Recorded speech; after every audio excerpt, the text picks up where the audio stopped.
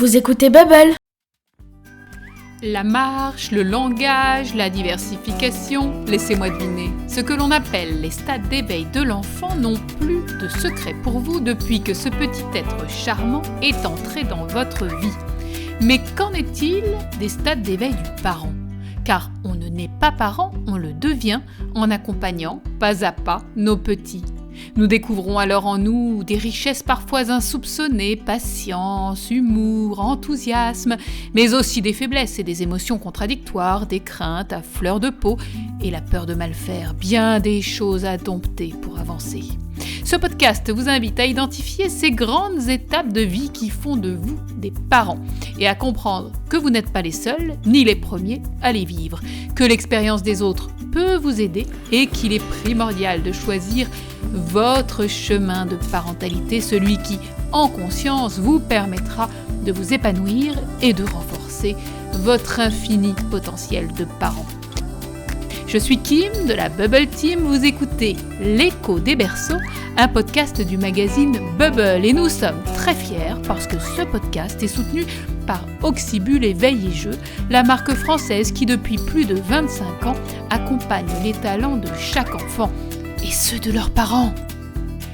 Dans cet épisode, nous entendrons teinter les fourchettes. Voilà que votre bébé est désormais attablé comme un grand. La sociabilité se joue-t-elle à l'heure du repas ? Quels parents sommes-nous dans la cuisine et devant nos assiettes ? Pour en parler avec nous, Aurélie Calais, psychologue clinicienne et coach parental, auteur des livres « Je ne veux pas » et « Je ne dors pas » aux éditions de Book Supérieur, co-créatrice avec sa complice Clémence Prompsy du cabinet Kids et Family. Bonjour Aurélie. Bonjour Kim. Alors Aurélie, nous parlons aujourd'hui des repas de bébé. Je dis repas, je ne dis pas alimentation parce que ce qui va nous intéresser dans cet épisode, c'est bien tout ce qui se joue dans la relation à soi et aux autres au moment du repas. Je crois en effet qu'on peut commencer par dire que ce qu'il se passe autour d'une table familiale, c'est bien plus qu'un acte purement alimentaire, non ?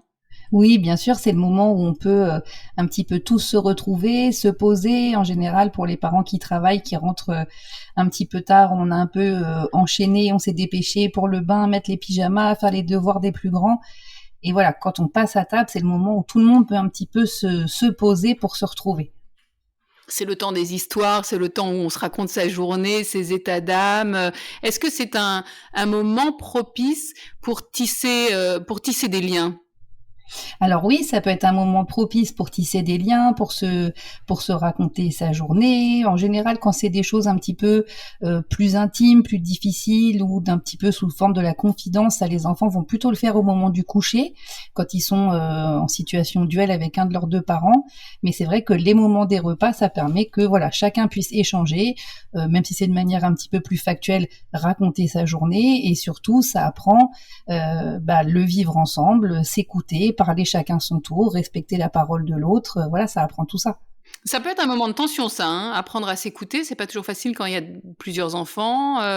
Apprendre à bien se tenir, à ne pas dégoûter ou énerver les autres. On pense à ces enfants qui supportent pas les bruits de bouche ou aux enfants qui dégoûtent les parents. Ça arrive, ça aussi. Ça peut être aussi des moments de tension, le repas. Oui, ça peut être un moment formidable d'échange, comme pour certains parents qui vont vous dire que le repas c'est un petit peu l'enfer parce que les enfants arrêtent pas de se disputer, ils se coupent la parole, personne s'écoute, ça sort de table, ça revient. Voilà, donc quand c'est comme ça, petit conseil de famille, on met les règles de la maison, les règles de la bonne conduite à tenir à table, on adapte en fonction pour les plus petits, pour les plus grands, mais respecter la parole de l'autre, on ne se coupe pas la parole, ça peut déjà être un bon objectif. Les parents vont montrer sans le savoir, sans le vouloir, le bon geste pour couper la viande, le bon geste pour porter à sa bouche, sans se salir. C'est un super moment, en fait, le repas, pour donner l'exemple. Oui, globalement, de toutes les façons, dans toutes les choses du quotidien, on est toujours un exemple pour nos enfants, que ce soit la politesse, les enfants qui veulent pas dire bonjour, sinon on insiste lourdement à chaque fois qu'on arrive quelque part, bonjour madame. Voilà, à force, ils entendent, donc évidemment, la conduite à table en fait aussi partie parce que les enfants sont dans l'observation et l'imitation. Maintenant, malheureusement pour certains enfants et la majorité, de donner le bon exemple ne suffit pas et n'empêche pas de dire à ses enfants attention à ton coude, essuie-toi la bouche, ne parle pas la bouche pleine. Voilà, ça c'est des choses qu'on va devoir répéter quand même pendant quelques mois, voire quelques années. Quand on dit qu'il faut insister et parfois lourdement, est-ce que ça veut dire que les parents doivent instaurer comme un petit rituel de je t'écoute, tu m'écoutes, on laisse la place à la parole de l'autre. Est-ce que c'est bien de ritualiser ce moment? Oui, en fait, après, si jamais c'est compliqué, il faut essayer de trouver des solutions. Si jamais c'est fluide, quelle que soit la manière dont se passent les repas chez vous, et que vous trouvez que c'est une ambiance sympa et qui est bonne, on s'en fiche, il n'y a pas de bonne ou de mauvaise méthode. Ce qui va convenir, c'est ce qui va bien chez vous. Donc, si ça fonctionne, peu importe quoi, on ne change rien. Après, c'est vrai que si jamais c'est compliqué, il y a des parents qui finissent par se dire, je ne dîne plus avec les enfants parce que c'est l'enfer. Donc ça, c'est vrai que c'est un petit peu dommage. Et après, si jamais c'est pendant une période où les enfants sont petits et que finalement c'est plus une source de stress, bah mieux vaut être complètement dispo, ne pas prendre le repas avec eux et se poser avec son conjoint quand les enfants sont couchés. Voilà, il y a plein de choses qu'on peut adapter pour que ça se passe mieux. C'est d'autant plus dommage que c'est vraiment un moment, puisqu'on parle de nos étapes de parentalité, où on peut exercer cette manière d'être parent comme on le souhaite. On va passer plein de choses à l'heure du repas, on va passer non seulement les bons gestes et les gestes de sécurité, la façon dont on veut que l'on s'écoute dans la famille, on va aussi passer sa culture, son ouverture au monde, ses convictions ne serait-ce que parce qu'on donne à manger, non? Oui, bien sûr. Et puis c'est vrai il y a des parents pour qui d'apprécier goûter, d'apprécier la bonne nourriture, pour qui c'est extrêmement important. Et donc pour ces parents-là, ça va vraiment être une priorité éducative pour eux d'avoir des enfants qui développent leur goût, qui ne soient pas trop restrictifs. D'autres parents qui ont plutôt l'habitude de dîner un peu sur le pouce, à se faire des pâtes, enfin des goûts, voilà, une salade et 2 tomates à qui ça suffit. C'est pour ces parents-là ou même ceux qui n'ont pas le temps de cuisiner, parce que l'idée c'est pas de culpabiliser les parents qui peuvent pas préparer des super repas bio tous les soirs. Voilà, ce qui compte, c'est d'essayer effectivement de proposer des choses différentes aux enfants, voilà, pour développer leur goût. Alors le repas, c'est aussi un élément important de la structuration de la journée pour l'enfant. Il apprend vite qu'après le petit déjeuner, on part à la crèche, qu'avant le repas, on lave ses mains, qu'après le déjeuner, on va faire la sieste, etc. Est-ce que c'est aussi une structure de cadre pour le parent? Est-ce qu'on doit voir les 4 repas comme des piliers qui nous apprennent à mettre en place des routines structurantes et aidantes pour nos enfants? Oui, c'est vrai que le moment des repas va vraiment fixer un petit peu les différents rituels dans le temps. Il faut juste faire attention à pas trop tomber, mais comme toutes les choses ritualisées, quand on est dans un emploi du temps de semaine où les enfants doivent partir à la crèche ou à l'école et que nous on doit aller travailler, qu'on est toujours un petit peu pressé.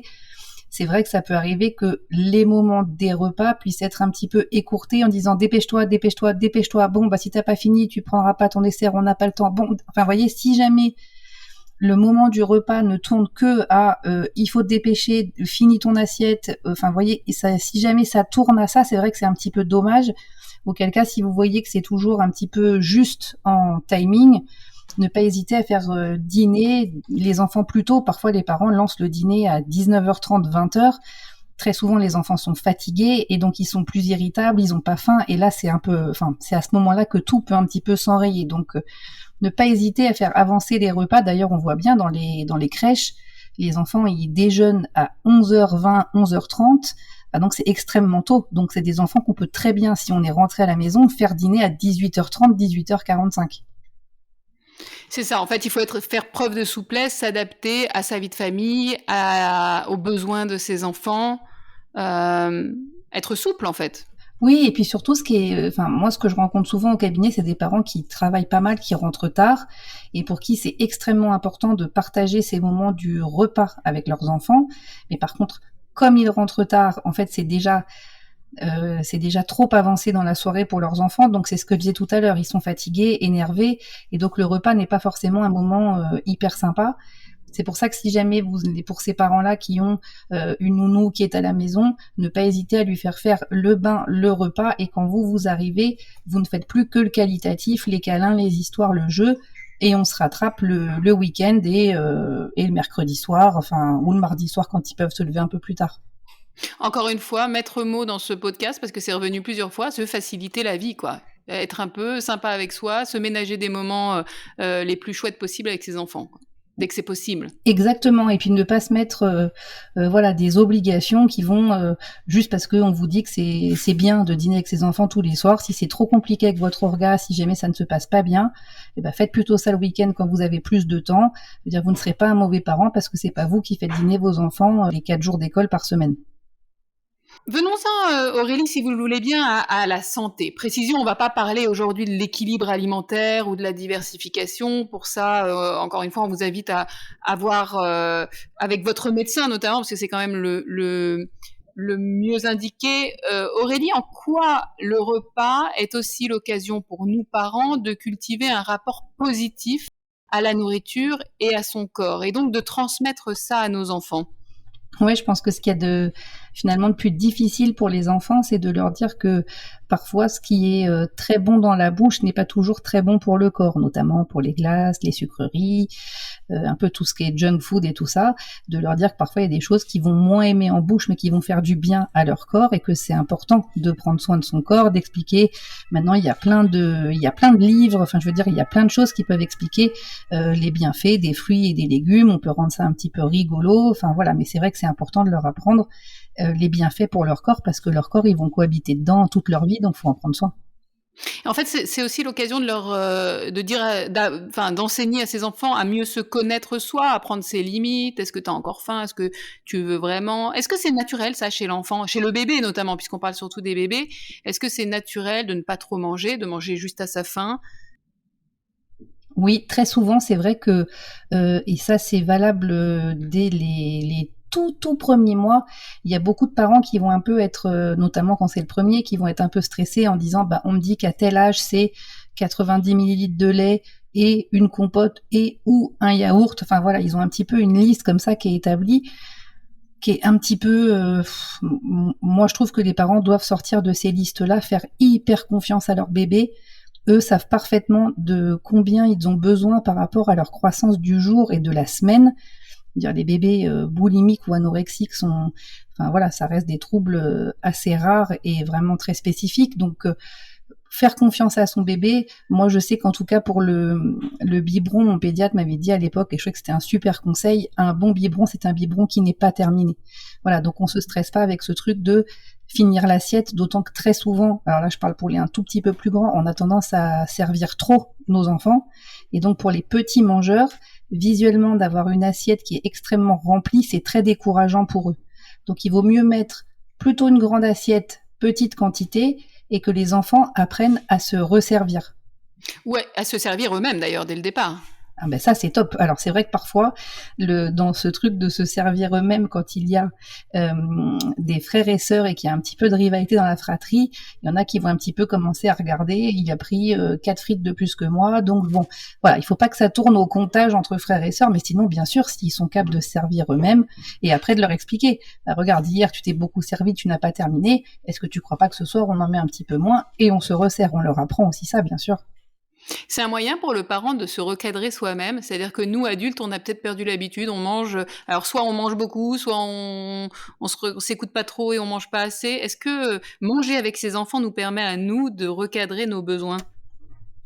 Oui, pour certains parents, ça va permettre de recadrer leurs besoins. Pour d'autres, ça va être ceux qui, avant d'avoir des enfants, mangeaient un petit peu n'importe quoi, n'importe comment, vont se dire bon là, faut que je montre quand même un petit peu le bon exemple. Donc voilà, je vais un petit peu me forcer, même si ça j'aime pas trop, je vais en prendre quand même parce que c'est vrai que c'est compliqué de servir à ses enfants des légumes, des choses un peu équilibrées si vous vous êtes fait 3 gâteaux apéritifs et que vous dites je dîne pas, ils vont pas trop comprendre.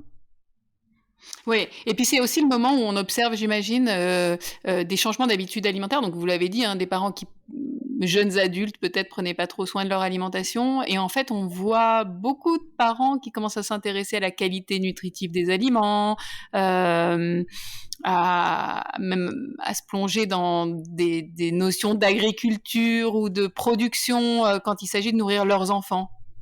Oui, c'est vrai que pour beaucoup de parents aujourd'hui, ne pas mettre n'importe quoi dans l'assiette de leur enfant est vraiment important. Ils vont regarder ce qu'il y a sur les étiquettes, les provenances, etc. Oui, aujourd'hui, les parents font quand même de plus en plus attention. Et une fois de plus, ceux qui ne sont pas là-dedans et qui n'y arrivent pas, Pas de stress et pas de culpabilité, on fait comme on peut et ils auront bien le temps quand ils seront sortis de la toute petite enfance pour faire un petit peu les choses différemment.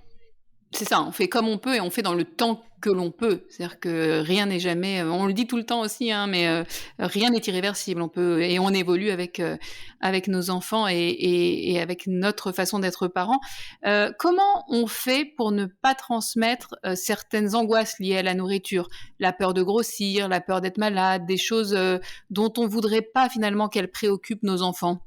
Nos angoisses de parents qui peuvent se projeter sur la nourriture et tout ce que ça engendre, dont vous parlez, le fait, enfin voilà, le poids, les maladies, etc. C'est valable pour la nourriture, mais c'est valable pour finalement toutes les choses que vont traverser vos enfants quand vous-même vous avez eu des souffrances, des mauvais souvenirs. Donc c'est vrai que l'idéal serait de ne pas essayer de réparer ses propres angoisses parce que en fait voilà, c'est en général c'est peu efficace, mais vraiment de distinguer vos enfants de vous. C'est pas parce que vous avez un rapport hyper difficile à la nourriture que vos enfants seront pareils. Ils vont faire en fonction de ce que vous leur proposez. L'idée c'est vraiment d'être le plus détendu possible sur le sujet, que les enfants sentent qu'il n'y a pas de pression et pas d'enjeu. Alors, côté couple parental, comment on aborde toutes ces questions? On n'est pas toujours conscient de toutes ces questions dont on vient de parler quand on commence à mixer des aliments pour son bébé. Pourtant, elles sont importantes de savoir ensemble ce qu'on veut donner, ce qu'on ne veut surtout pas donner. Est-ce qu'on a des idées liées à la nourriture? Comment, c'est important de prendre un temps entre parents pour discuter de tout ça, non?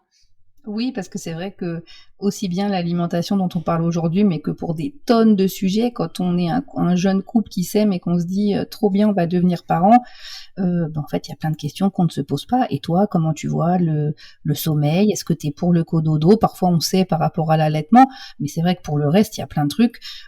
Parfois, on découvre son conjoint, parfois très bonne surprise, parfois un peu moins bonne. Et là, effectivement, il faut en discuter pour trouver quelque chose qui convienne à tout le monde et qui ne va pas contre les valeurs de chacun. Il faut essayer de se retrouver en fait à mi-chemin.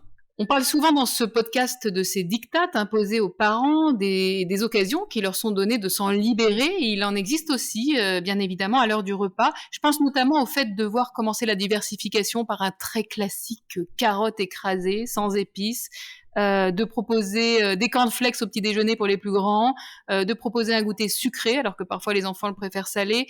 Comment on se libère de toutes ces recommandations, ce qu'on appelle des recommandations et qui sont parfois, parfois médicales, mais parfois soufflées par l'industrie alimentaire? Comment on se libère de la peur de mal nourrir son enfant?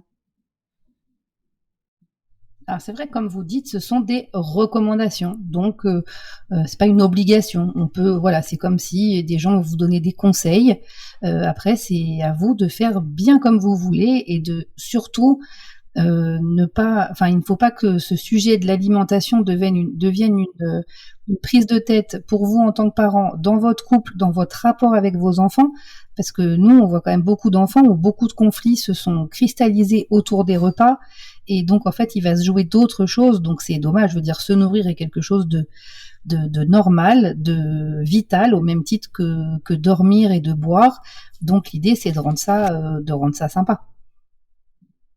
Alors on en vient à la culpabilité, on n'y échappe jamais hein, quand on parle aux parents. Qu'est-ce qu'on dit aux parents qui n'aiment pas cuisiner? Qu'est-ce qu'on dit aux parents qui n'ont pas d'idée pour renouveler les repas? Peut-être qu'on se met pas la barre trop haut, encore une fois? Oui, bien sûr. Alors après, il y a des parents pour qui cuisiner, c'est leur passion. Comme certains, ça va être le bricolage, la lecture. Donc ceux pour qui c'est la cuisine, pour ces parents-là, ça va être assez facile, j'ai envie de dire, parce que ça fait partie de leur quotidien. C'était déjà le cas même avant d'avoir des enfants. Pour ceux qui ont des rythmes un petit peu chargés la semaine, qui rentrent tard, qui ont l'impression que le tunnel du tsunami du 18-20 heures est hyper compliqué et que si en plus là-dedans vous leur demandez de faire bon, alors après moi je suis nulle en cuisine, mais bon, bref, mais de cuisiner des choses vapeur, des choses qui vont prendre beaucoup de temps, en fait ils sont déjà en train de se décourager en se disant mais vraiment je suis un mauvais parent, je n'y arrive pas. Donc après, ne pas hésiter, pour ceux qui n'ont pas d'imagination, il y a pas mal de livres de cuisine, et pour ceux qui n'ont aucune idée, vous allez tout simplement sur internet et vous tapez menu école primaire ou menu crèche, il y a quasiment ça c'est malin. Il y a plein d'établissements qui mettent leur menu de la semaine Et ça veut dire qu'en fait, le nerf de la guerre, c'est quand même, quand on est des jeunes parents, c'est l'organisation et l'anticipation. Donc si jamais vous tapez même juste sur votre moteur de recherche menu crèche enfant 18 mois, vous allez avoir plein de menus. Vous imprimez ça, ça vous fait, voilà, en général. On a déjà les idées. Ben voilà, ça vous dit comme ça, lundi, il n'y a plus qu'à passer à l'action. Carotte, poisson, et quand vous faites vos courses le samedi, vous avez imprimé votre feuille, vous le mettez sur votre frigo, et ça vous évite de vous prendre la tête sur qu'est-ce que je leur fais à dîner ce soir. Vous avez fait les courses pour, et donc c'est déjà un gain de temps et un stress en moins, et a priori ce sera quand même équilibré vu que ça sort de structure de la petite enfance. Bon, et puis sinon, voilà, il y a des bons livres de cuisine, il y a des méthodes, le batch cooking qui permet de cuisiner pour toute la semaine, un bon robot de cuisine, parfois ça facilite la vie, et encore une fois, bon, on n'a pas forcément besoin de tout ça, c'est surtout ne pas trop se mettre la pression, et puis bon, des repas, on en a pour quelques années, donc peut-être pas se mettre la pression dès le départ. Et surtout, ne pas hésiter à cuisiner avec vos enfants. Pour les enfants qui sont un petit peu difficiles, faites-les tripoter, faites-les rincer, faites-les couper avec un petit couteau à bourron. Voilà, vous allez voir, c'est assez rigolo. Quand les enfants ont eux-mêmes préparé le repas, en général, ils trouvent ça carrément meilleur que quand c'est maman ou papa. C'est un peu frustrant d'ailleurs. Aurélie, je vous propose un petit challenge pour terminer cet épisode. Est-ce que vous le relevez avant de savoir de quoi il s'agit ? Allez, c'est parti. Ah, quel courage! Alors, petit challenge, vous répondez hyper rapidement à ces petites questions très courantes que tous les parents se posent. Est-ce qu'on peut jouer avec la nourriture ? On peut jouer avec la nourriture petit et on doit même le faire. Par contre, on est moins censé le faire à 7 ans. C'est quoi bien se tenir à table ? Ça, c'est selon les parents. On n'a pas du tout tous les mêmes valeurs. Donc, bien se tenir à table, c'est selon vos critères à vous. Est-ce qu'on doit obliger un enfant à tout goûter ? Oui, moi, j'aime bien l'image de dire on fait un bisou à la cuillère. Est-ce qu'on doit obliger un enfant à finir son assiette ? Si jamais on l'a servi dans des quantités raisonnables, et très souvent, on sert trop nos enfants. Donc, servez-leur un tout petit peu, et là, vous pouvez leur demander de finir. Dernière question, est-ce qu'on peut manger devant la télé ? Ah, alors ça, j'ai envie de vous dire, si c'est OK dans vos valeurs éducatives, c'est pas moi qui vais vous dire de ne pas le faire. En revanche, il faut juste faire attention. Alors là, je vais faire un petit peu plus long, désolée par rapport au challenge, mais c'est vrai que des enfants qui sont difficiles avec la nourriture, mais ça, j'en vois plein au cabinet, se rendre compte que quand on les met devant un écran, ça c'est valable pour les plus petits, quand on les met devant la télé ou sur une tablette, en fait, comme ils ne regardent plus leur assiette, ils ouvrent la bouche de manière un petit peu robotisée, donc ils ne font pas attention à ce qu'ils mangent, et donc là, ils vont tout finir. Maintenant, c'est des enfants, enfin voilà, ça c'est un petit peu problématique, parce que ça veut dire qu'après, c'est des enfants qui ne peuvent s'alimenter plus que devant un écran. Puis on les coupe de la conscience de s'alimenter, quoi. Oui, ça devient quelque chose. Bon, après, chacun voit midi à sa porte, c'est le cas de le dire. Et c'est vrai que j'imagine que quand c'est particulièrement difficile pour un enfant de s'alimenter et que ça devient des raisons importantes, voilà, il faut trouver les astuces qui marchent. Oui, puis ça peut être hyper traumatisant pour un parent de voir son enfant qui ne s'alimente pas. C'est une vraie source de stress pour les parents, ce qui est vrai.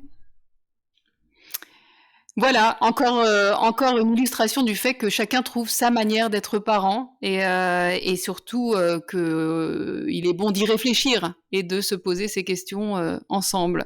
Merci beaucoup Aurélie d'avoir été avec nous. Merci à vous Kim.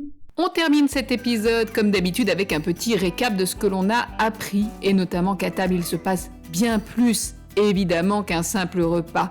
À table, on se retrouve, on tisse des liens, on apprend à s'écouter, à bien se tenir et parfois, ça ne se fait pas sans tension.